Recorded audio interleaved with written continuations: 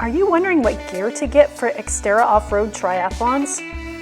We have some great recommendations for you.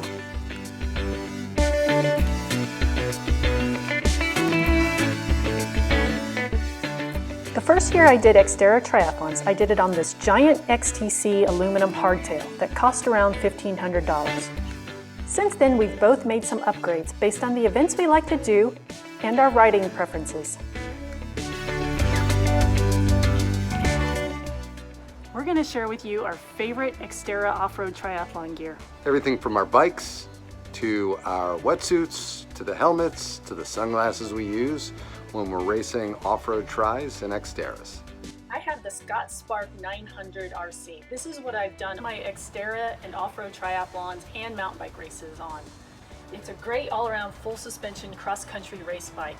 I also have a 2014 Scott Spark. I have the SRAM Eagle drivetrain, and this is a mixture of XX1 and X01 components. This is the top of the line economical choice. I could probably have components that are more expensive, but it's not going to get me much. This is a SRAM dub bottom bracket. Crank arms are carbon XX1s, but on my left crank arm I do have the Stages power meter. I'm using XTR pedals. They have this platform which I like in case you have to get off on some technical terrain and you can't clip back in too easily. It does give you something to put your shoe on. One of the upgrades I made was this Fox 32 step cast fork.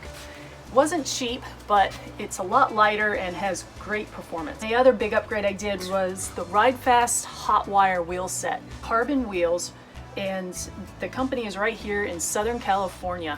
These are great for better cornering, and they're about a pound lighter than the stock Synchros wheels that come with the Scott Spark. They also come with a lifetime warranty, so if you break them, you'll get them replaced for free. These Synchros handlebars are carbon and they came with the bike. What I added though was these ergon grips. So these are better for long distance mountain bike rides because they support your hands and wrists better.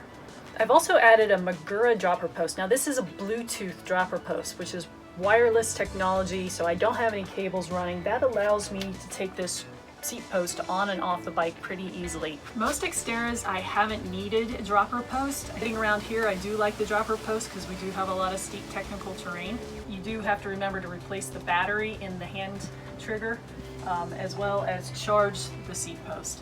I also love this saddle. This is the SQ Lab women's mountain bike saddle. It's lightweight and very comfortable. This is my whip. Very similar to Kathy's. They're both Spark 900 cross-country bikes. You'll notice I have the gold XX1 cassette. It's no different than Kathy's, just a different color. I have a 34 tooth as opposed to Kathy's 32 tooth because, you know, I have huge legs, so I really need to capture that power. My dropper post is made by a German company called Bike Yoke. It's called Divine, and a lot of XC racers from over in Europe use this post. Very lightweight, only has 80 millimeters of travel though. Big difference to the one-piece bar that Kathy has. I use a longer stem made by Raceface. The handlebars are brand new models by our friends at Ride Fast. Far more comfortable for descents and much better in controlling the descents. So for my fork, we also upgraded to a Fox 34. So I have 120 millimeters of travel, and that travel helps me deal with much more technical terrain, descents, rock gardens. So Kathy and I both use versions of the Garmin 520 bike computer. She uses the regular 520, I use the 520 Plus. Basically the same models, just mine's a little newer. These are the Shimano S-Fire cross-country race shoes. Very lightweight, got a great stiff sole, and as you can see, some good traction in case you have to get off your bike. It also has the BOA closure system. So these are one of the best XC race shoes. However, I actually don't like them that much for Xterra racing because you have to slip your feet in and out while you're on the bike. I used to have a pair of shoes by Pearl Izumi that were Velcro straps that I think were actually better for Xterra racing. I like the Smith helmet and sunglasses. This is a mountain bike specific helmet, which I would highly recommend getting. I don't think you should use your road bike helmet because the mountain bike helmets have protection on the back of the head. So you can put your ponytail through this hole back here. A race helmet, I use Smith, just like Kathy. My glasses are a little different. Similar design and style, but they're manufactured by a company called Roca. They're a nice amber lens that allows you to see both in shadows and direct sunlight.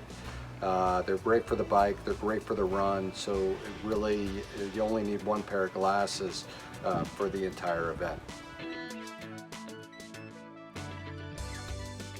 For my full wetsuit, I have the Zoot Force 1.0. I paid about $100 for this suit, so this is one thing that I haven't really upgraded on. For my full suit, I use the Xterra Vengeance. I also got it on sale. I think it was about $189 when I bought it. We bought it almost at the end of the season, so got a great deal. Very comfortable, very flexible, good for those cold water swims. And the running shoes I like to race in are these Nike Xterra Kigers. These have a rock plate and lots of grip for the trails. I use these elastic laces that make the shoes easier to slip on and off. And you can even run in these barefoot. We hope you enjoyed this review of our gear. Thanks again for watching. Please like and subscribe. We look forward to seeing you next time on Life with a Fast Wife.